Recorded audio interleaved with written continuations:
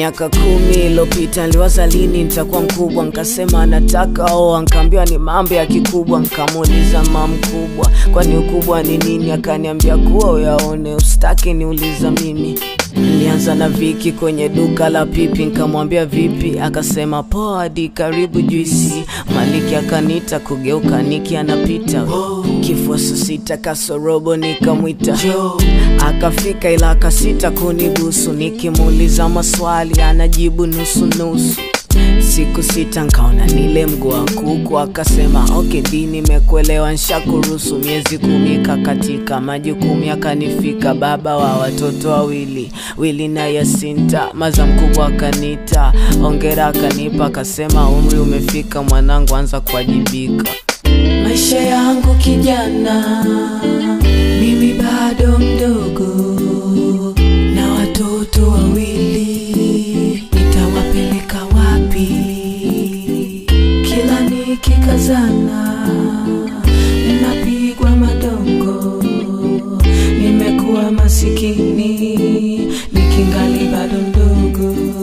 Sasa shule nikafukuzwa, nikapewa barua kwamba niende kujifunza, maana najiona nimekuwa. Nikaanza kuiba ili wanangu waweze shiba, sikujali kuvunja sheria au kupoteza heshima. Nikawa nakaba, ikifika usiku wa saa 7 naenda bakula makapi, sijali muda ni saa ngapi. Sikupenda kuwa hivi, ni tamaa za mwili. Leo niko juani, natamani kivuli. Nilipenda sana ningekuwa na maisha mazuri, mechi niliocheza na maisha nimepata 0.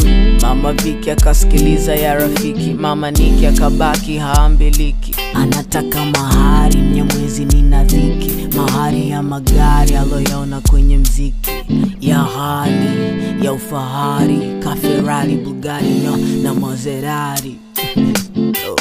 Maisha yangu kijana, mimi bado mdogo, na watoto wawili, nitawapeleka wapi?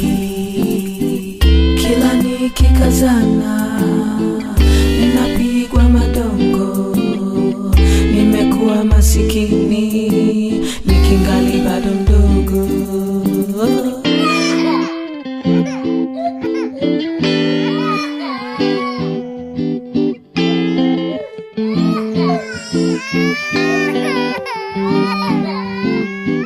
Maisha yamenichapa fimbo, naonekana mjinga. Nani haja niokoe, nahitaji kinga. Hata ikibidi rudi, la sita sitopinga.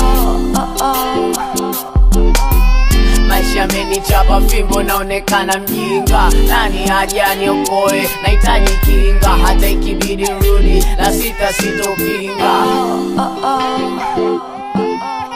Maisha yangu kijana,